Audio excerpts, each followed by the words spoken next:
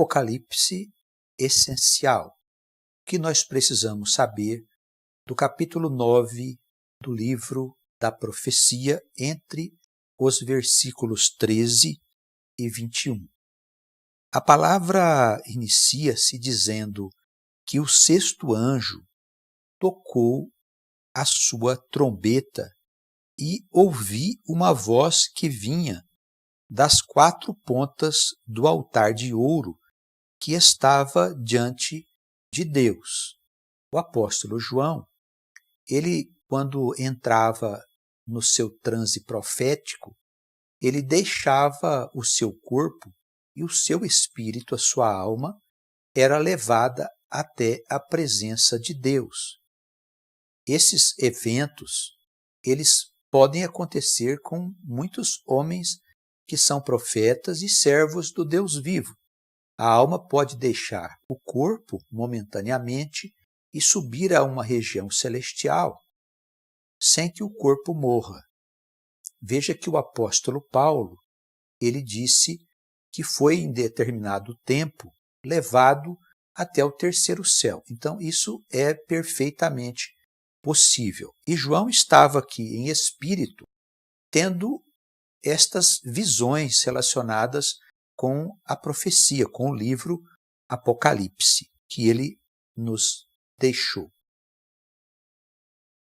Ele fala aqui de um dos anjos que estava ali diante dele e que ele tocou uma trombeta e ouviu-se uma voz que vinha das quatro pontas do altar de ouro que estava diante de Deus. Não tem necessidade da gente interpretar aqui o significado de cada coisa, mas compreender que os quatro pontos quer dizer que aquela voz veio com toda a plenitude e poder de Deus na sua manifestação.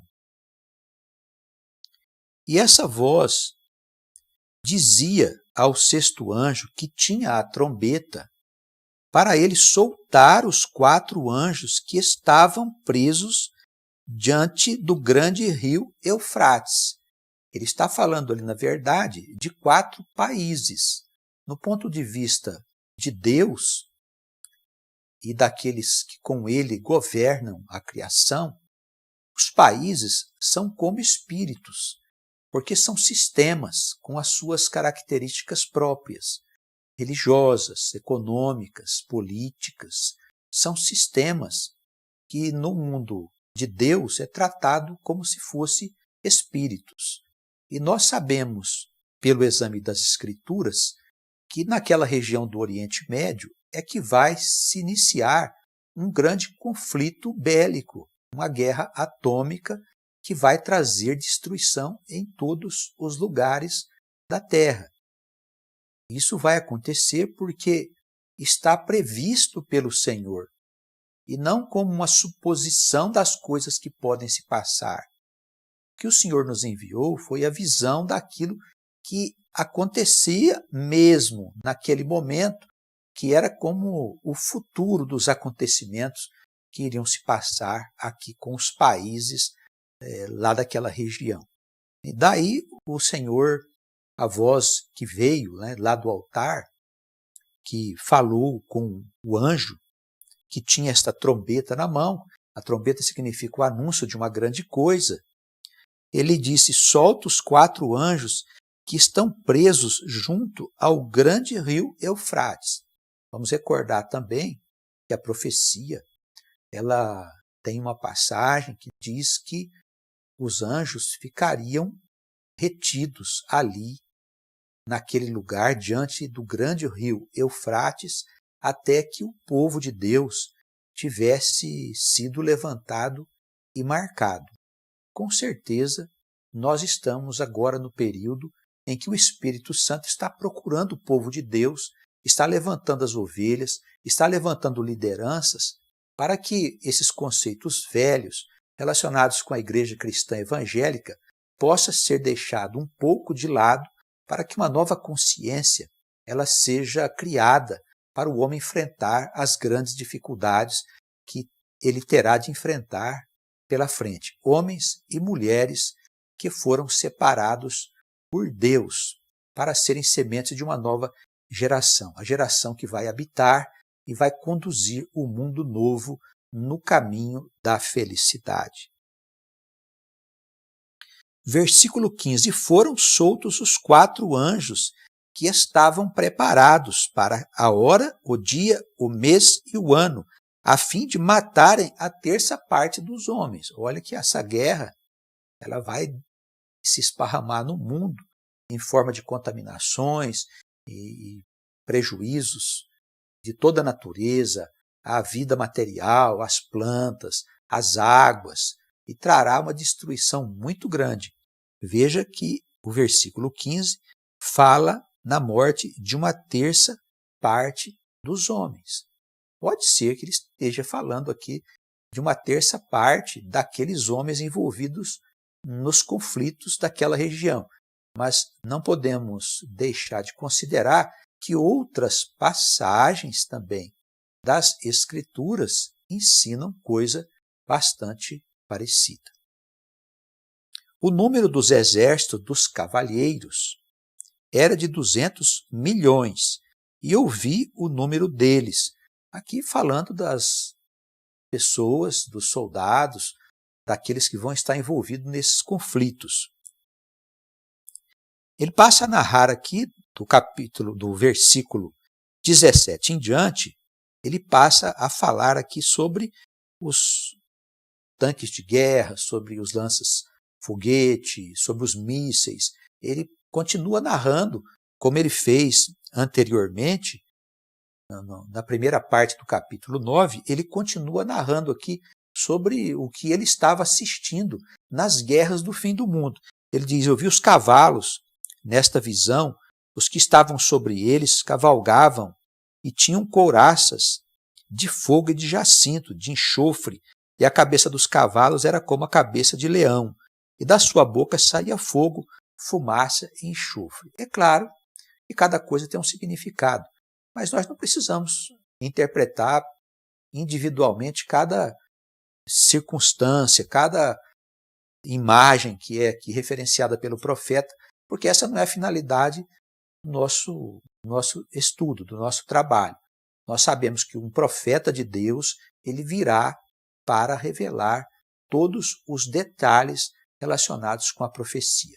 Aqui nós só estudamos o que é essencial, é saber, pelo menos em linhas gerais, os acontecimentos que devem ocorrer no fim dos tempos.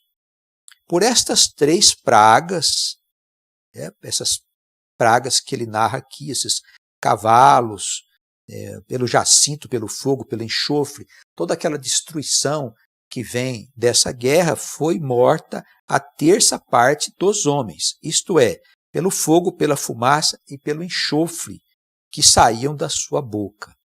Porque o poder dos cavalos está na boca e na sua cauda, porquanto a sua cauda é semelhante a serpentes e tem cabeças, e com elas danificam. Está falando aqui de armas de guerra com toda a certeza, de uma forma simbólica. E os outros homens, que não foram mortos por estas pragas, eles não se arrependeram das obras de suas mãos, para não adorarem os demônios, para não adorarem os ídolos de ouro e de prata e de bronze e de pedra e de madeira, que nem podem ver, nem ouvir, nem andar. Aqui vai uma crítica muito dura do livro Apocalipse aos que ainda sustentam a idolatria no meio evangélico cristão. Infelizmente, tem muita gente aí que idolatra não só estátuas, mas idolatra também pastores, idolatra dinheiro, idolatra prosperidade. Essas coisas todas são condenadas pelo Espírito de Deus. Vamos ter uma atenção redobrada com isso, porque nós não podemos querer aquilo que o Senhor condena. Esses homens não se arrependeram das suas coisas tristes, dos seus pecados, né? Dos seus homicídios, das mortes que provocaram, das feitiçarias, que são os homens que fazem mal, utilizam dos espíritos, utilizam das energias do mundo invisível para provocar maldade nas pessoas.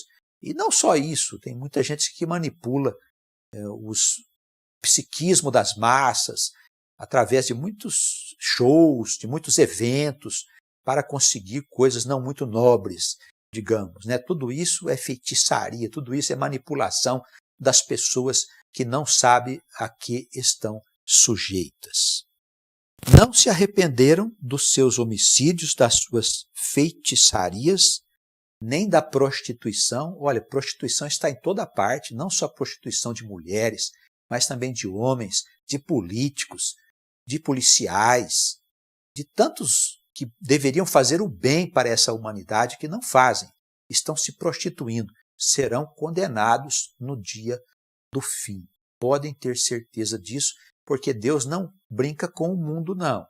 Nós temos uma responsabilidade perante o Senhor, aquele que criou todas as coisas, aquele que é dono do mundo, e que as pessoas, embora não acreditem, elas têm que se sujeitar à sua poderosa vontade, e assim será.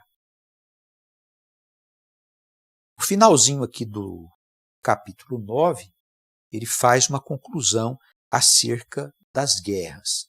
Todo o capítulo 9, ele traz esse aspecto, a revelação de como que a tecnologia da guerra atômica foi revelada ao mundo, como ela abriu o poço do abismo para subir a fumaça destrutiva, os gafanhotos, que são os mísseis, esses cavalos que ele fala aqui, que têm cabeças de couraça, trazendo fogo, jacinto, enxofre, são armas de guerra destrutiva, sem dúvida nenhuma. Ele está aqui se referindo a lança-chamas, a lança-foguetes, está falando de tanques de guerra e dessas armas que a gente de vez em quando vê aí na televisão, que são usadas para destruir as vidas. Que Deus nos ajude a continuar examinando o Apocalipse em busca de compreender aquilo que nós precisamos compreender em linhas gerais. Apocalipse essencial, que você precisa saber e ponto final.